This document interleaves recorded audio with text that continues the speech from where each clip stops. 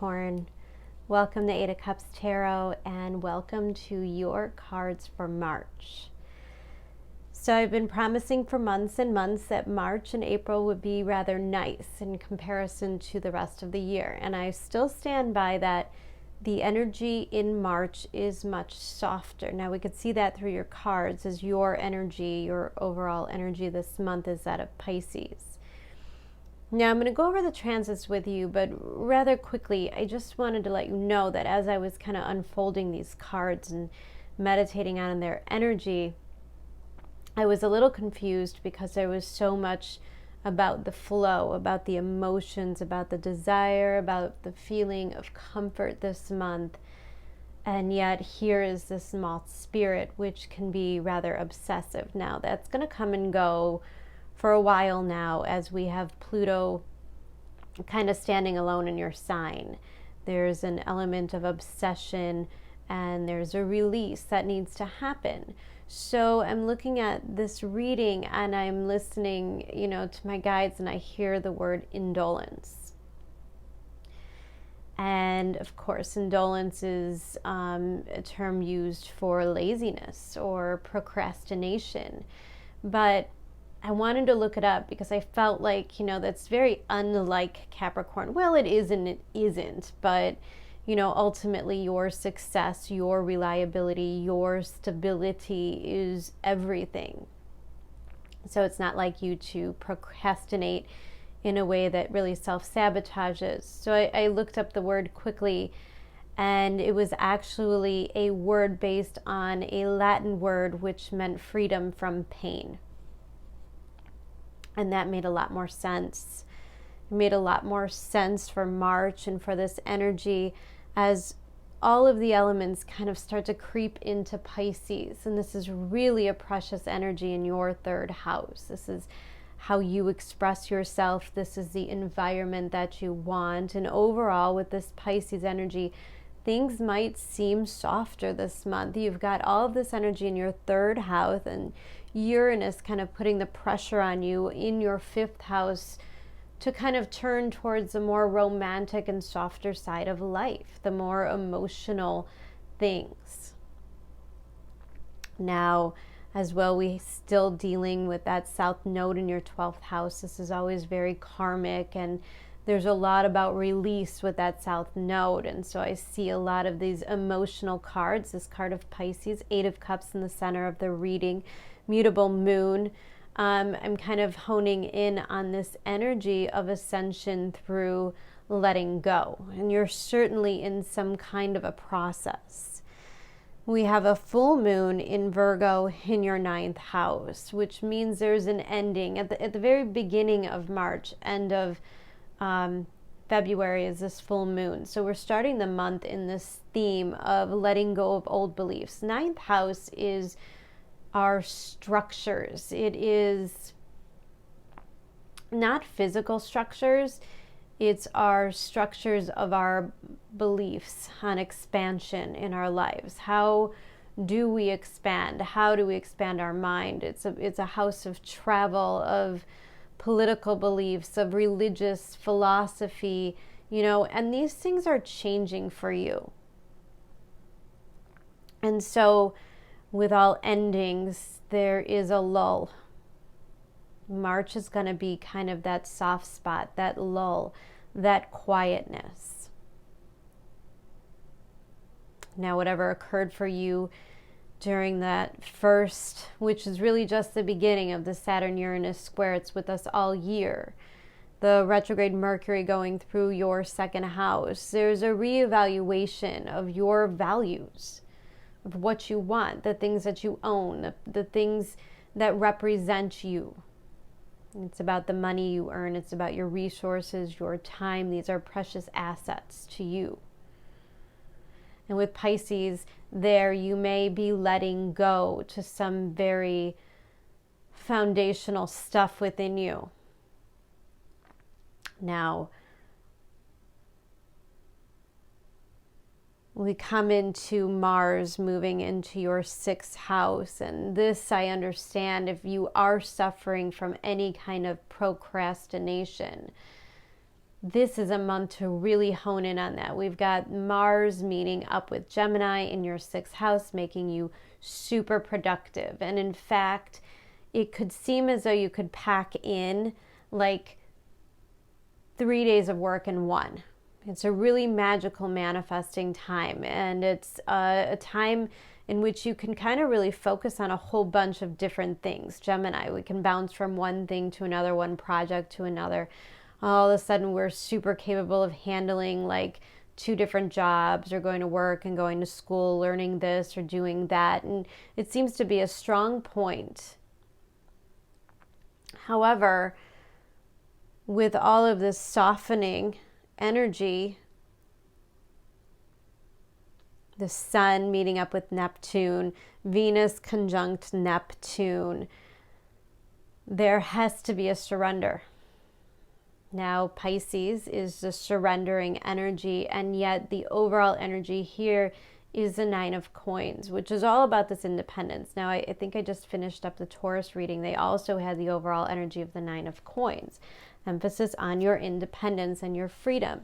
And like I said, I keep honing in on that indolence, or the freedom from the pain. And I think that's ultimately what you're trying to reach this month, Capricorn. I think that's the mountain that you are climbing.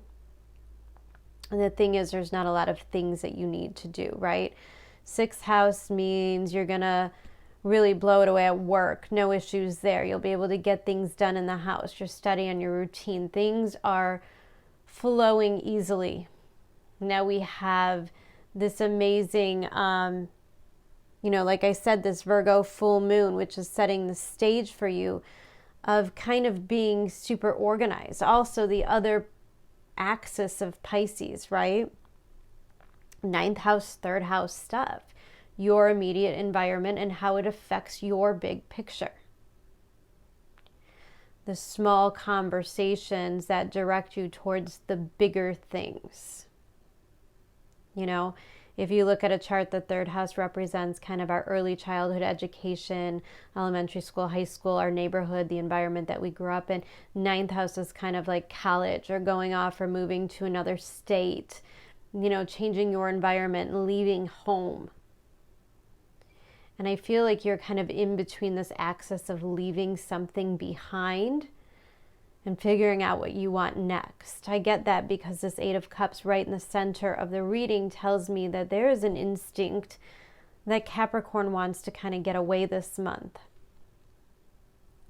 Maybe even with all of that emphasis in your 6th house, the fact that you are capable of doing all of the things does not necessarily...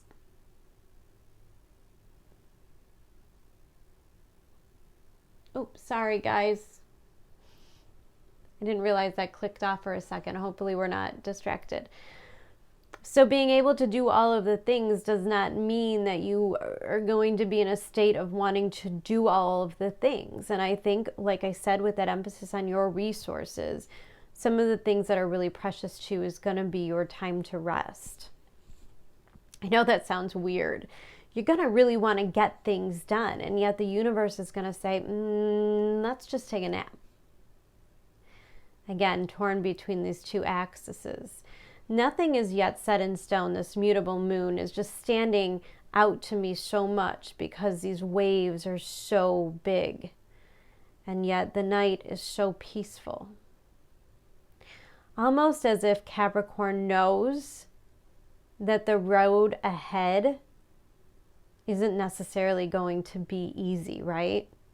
Like finding your way through these rough waters isn't going to be easy.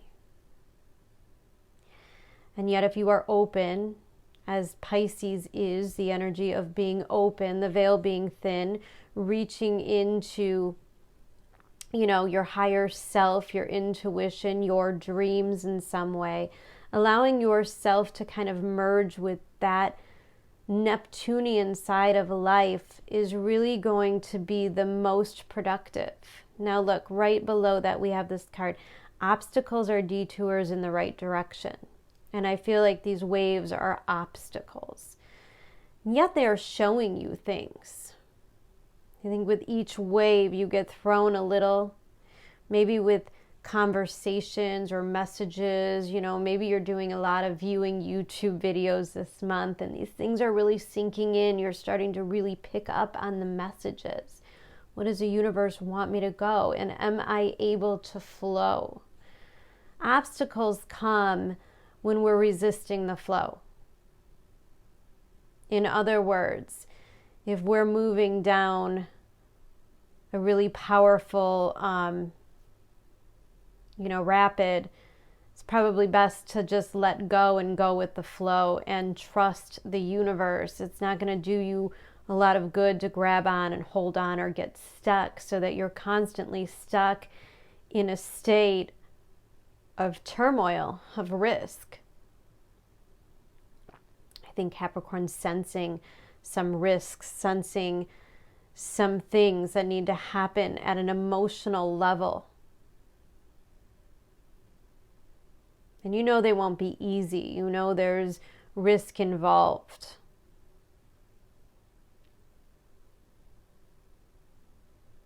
And yet when the Eight of Cups is in the center of the reading, it is nearly impossible to resist this journey of ascension. Now, we start off this reading here with this Lover's card. The Lover's card, the Magician, and the Awakening. Some of you may be going through a rather intense Pluto transit. A lot of you are dealing with that Mars in your 6th house, and this is, with the Magician, the recreation. And I think there's something that you're building. I think there's a desire within you. I think there's something that you are manifesting, wanting, dreaming of, hoping to create.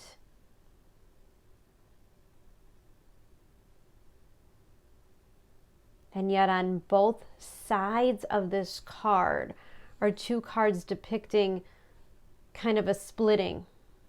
There is a decision, a path that you have to go down. The Lover's card always representing a choice, but it's also a very connected, curious energy.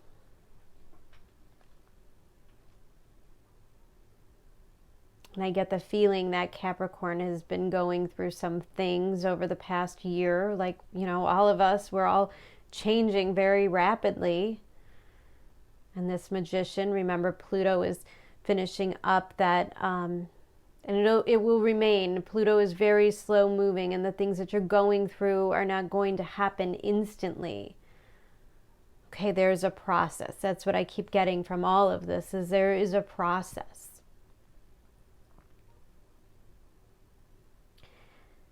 I think there's a process within you, because certainly you're going through this awakening. And I like that this awakening card, the Judgment card, it's almost like you are ascending from this other version of you, this person that is kept small, like as if this version of you didn't matter. I say that because it's right next to this card. Don't dim to fit in. How are you dimming your light in order to fit in? And here's the 7 of Swords, which does indicate a self-sabotaging behavior. And I think you're seeing it, like you're calling yourself out on your own BS. Which means that you're listening to yourself more. It means that you're listening to your higher self. That voice in your head that says, no, but I deserve more. Or, yeah, but I want my environment to be better. And the thing is, when you wake up to these things, when you have like these monumental breakthroughs mentally, you can't really go back. Like you can't unsee or undiscover those parts of yourself. And I think that's part of that Pisces as well. Like it's not about doing the work. It's not really about like putting things in writing or doing the homework or reading the books. It's just about a state of being. There's an observation. There's an observing of self. Oh, well, I notice that when people ask me to do all of these things, I just say no. I just say yes, maybe in order to appease. It's a very mutable thing, right? Like we're able to be all the things for all the people. There are versions of us that exist simply because other people need those versions of us to exist. Emphasis on the resources, though. 9 of coins, those things don't feel right, and you know it. Those versions of you that you pour time and energy into, those times when you're helping or doing or, providing for others, there's a sacrifice. Pisces, there's always a sacrifice, and you are sacrificing yourself, which is good. It is selfless. There's always times or situations in our life where we do have to make sacrifices. Even if you just look at the idea of being a parent, right? Like a lot of us want that more than anything in our entire life, and yet it is a tremendous sacrifice of your time, energy, and money. There's no doubt. And some sacrifices are worth it and some are not. And you are starting to see the difference between the things that are worth it and the things that are not. And because you've chosen to step into this magician energy, you're beginning to understand that you have the control. You can dictate this. Remember, when the magician comes up, it's all about creating our reality.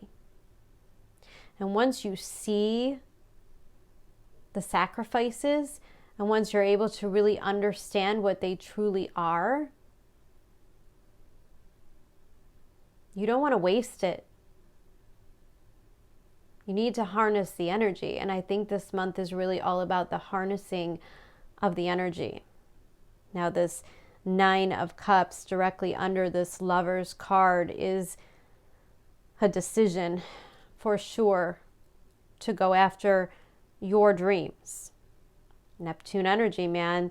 The sun illuminating Neptune, making those dreams really known, pulling at you like at a soul level. Do you ever have those times? Like sometimes I just get in this mood, I get like really creative, and like I come home from work and I'm so excited and I like just have to tear apart a room and paint it, or I just need to be in an environment of creativity, of flow.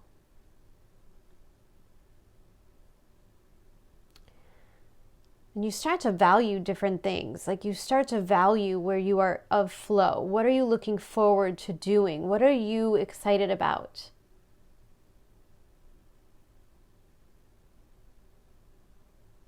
And this 8 of Cups is an invitation to go on a journey if you can leave the other versions of yourself behind. Don't dim to fit in. If you continue to put your dreams on hold because you've got other things to do for other people, got other versions of you to be, other people kind of need you in this place doing this thing.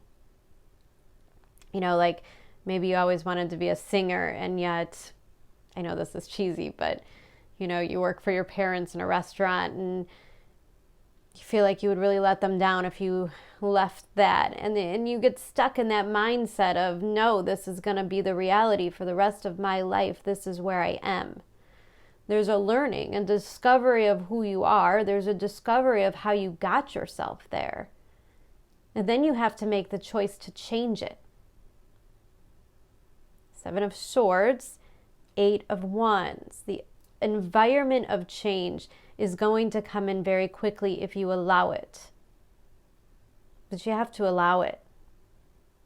Now, underneath this 9 of Cups is this 3 of Coins, which is a card of collaboration. It's a card of building. And sometimes it means that we're going to collaborate with others. And I do pick up this feeling like there's a connection within your environment. There's a softness. Maybe you're meeting new people. Maybe part of this journey that you want to go on is integrating with others. Maybe it's just one person. And maybe this is more about like finding the right people to make those sacrifices for.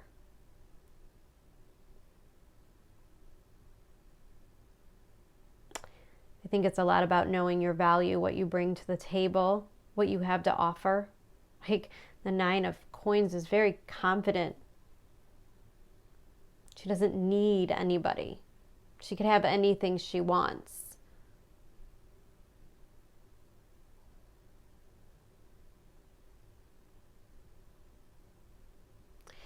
If you are in some way, shape, or form really stuck in a place where you are surrounded by negativity, you're going to have to get yourself out of that environment. If you are in relationships that are not spiritually on your level, if you are maybe working in a very toxic workplace with really negative people that really do not understand you or hold your beliefs, and therefore you kind of keep quiet, like you don't tell your story, you don't connect to others, this is not a conducive environment.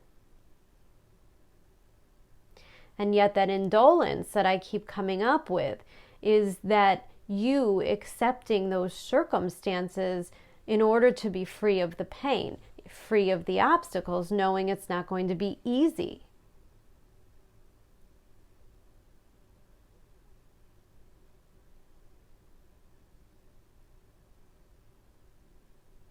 And this moth spirit really is, and it's just so weird because we have these two cards right next to each other, very similar looking.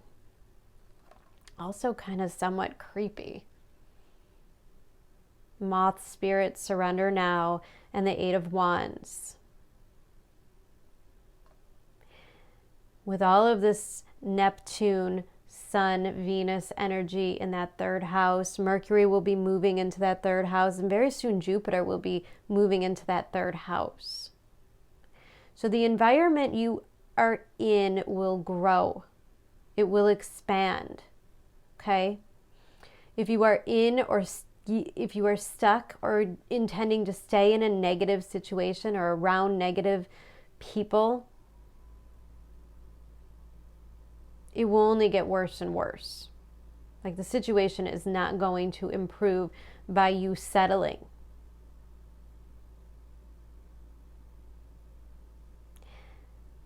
If you surrender to what the universe is taking you to do, this 8 of Wands, this 8 of Cups, there is change, there's transformation in all of these cards here. There's a very underlying Plutonian Reid, which is odd to pair a Pluto energy with a Pisces energy, but still very deep in feeling. And it's about your intuition, and it's about your soul purpose.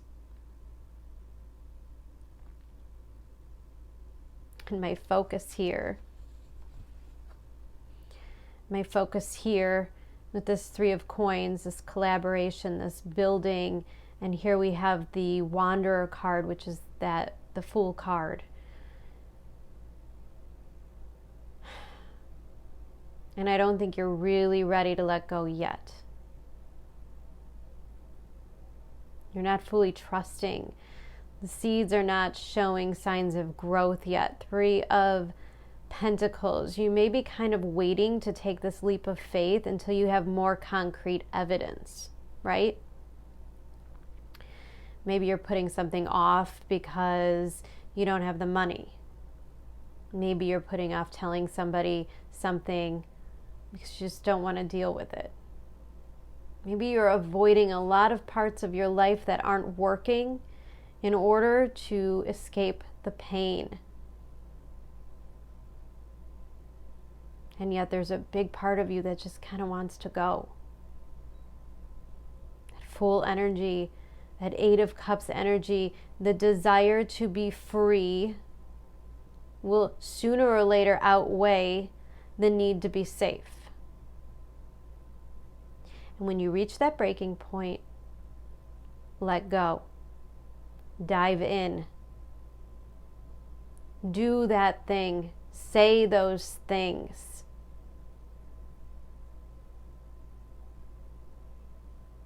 What you don't realize is this Three of Pentacles is support. It may not come from where you're expecting it to come from. And I don't think it matters whether you trust it or not. It is there. It is in your foundation.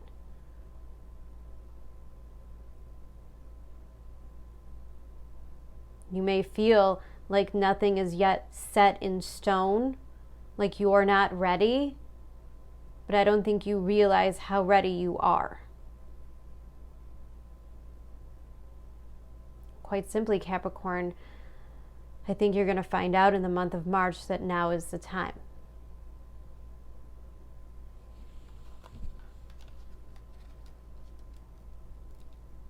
Follow the flow. Obstacles are detours in the right direction. If things aren't working out, it means they're not meant to. It means that your Three of Pentacles is somewhere else, and you will find it. And you will find it quicker by leaving the wrong things behind. All right, Capricorn, really powerful reading, really tapping in to that Plutonian energy. I absolutely love it for you guys. I do hope that you have a wonderful, wonderful March. I will be talking to you again for your April readings. Take care. Bye.